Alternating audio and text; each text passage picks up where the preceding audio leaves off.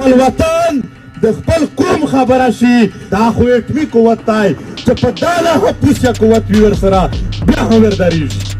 په دا خوب راکشه دا مداخلت میږ نه ماني چې کارنل ټوله یو غلا چلوي ډي سي سي دی او خپل آډر جاري کوي څوک نه پریشر کوي نه نه الحمدلله دا نسل ها دا خلک چې سترېږي ځون سره د دغه خورې د مزاحمت یو دین اوري هغه زورور چې په دا خوره باندې چا نوم نشو اخیستی خلک به مړول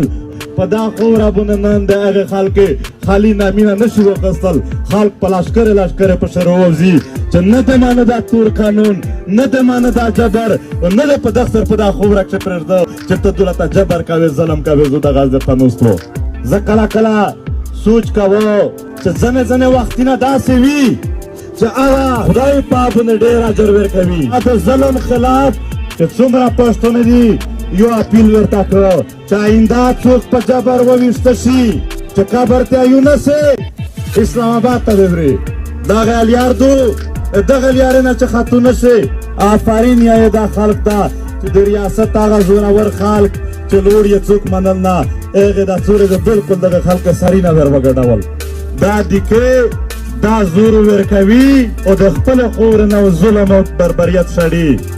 دا خوره د امن خوره دو دغه ته جنګ د میږه خلک نه دی راوستی دا ته پردي فکر راوستی دی نور په دا خوره باندې د جنګ اجازات هیڅ چاته نشته دی میږ ټول قوم ته ټول پښتانه ته دا ډاډګرنه ورکوي چې کله هم د ننګ میدان لګېږي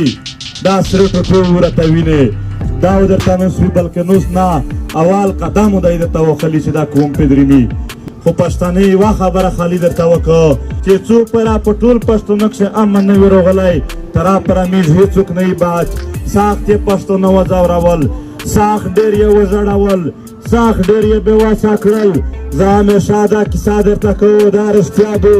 چې نن هیڅ په خوره باندې ډېرې ماندې داسې دي چې شپارې دې سر په تکري تړلی وي ډېرې ژړونه سر درد کوي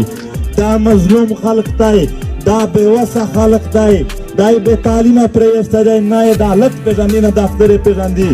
دغې ته ډېر زیات مشکلات دي د دغې مظلوم سره درېدل تو هره فریضه دو په دا باندې خدای انصاف درکوي په دا باندې انسانون هم درته خوشحالېږي دا لیار دا ټول وپېژندي چې څومره د دغې دار ملک خان دی یا بل رټ سړی دی هغې ته میږ دی وایي چې د عزت لیار د خپل خلک سره د درېدلې لیار دو دا ټول ولس ته زه سلوټ کوو چې تاسې ته د خپله خوره ننګ کړی دی د خورې عزت هم څه کړی دی خدای یې تاسې عزت ساتي ډېره مننه